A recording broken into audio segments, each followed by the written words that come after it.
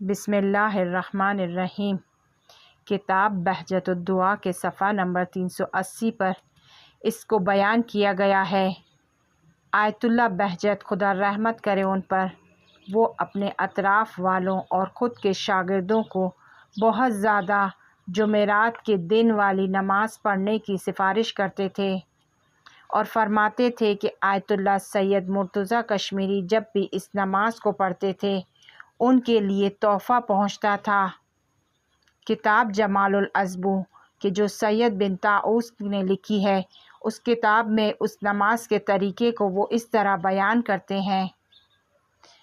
وہ کہتے ہیں کہ یہ نماز 4 رکعتی نماز ہے کہ جسے 2 رکعت کر کے پڑھنا ہے، بالکل صبح کی نماز کی طرح اسے پڑھنا ہے۔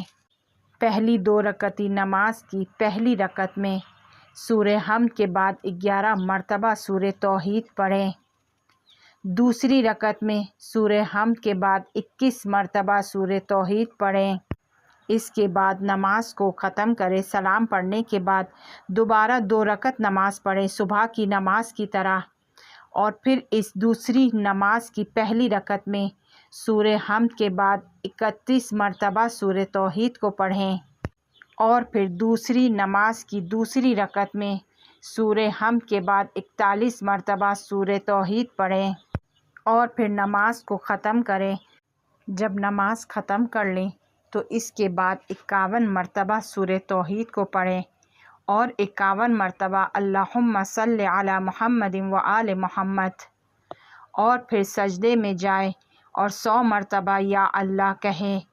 اس کے بعد جو چاہتا ہے خدا سے درخواست کرے۔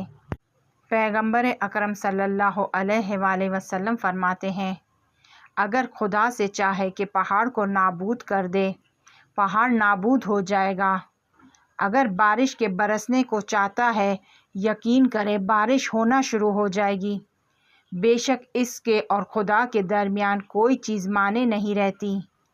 خداوند متعال اس بندے پر کہ جو اس نماز کو پڑھتا ہے اور اپنی حاجت کو خدا سے طلب نہیں کرتا، غضبناک ہوتا ہے۔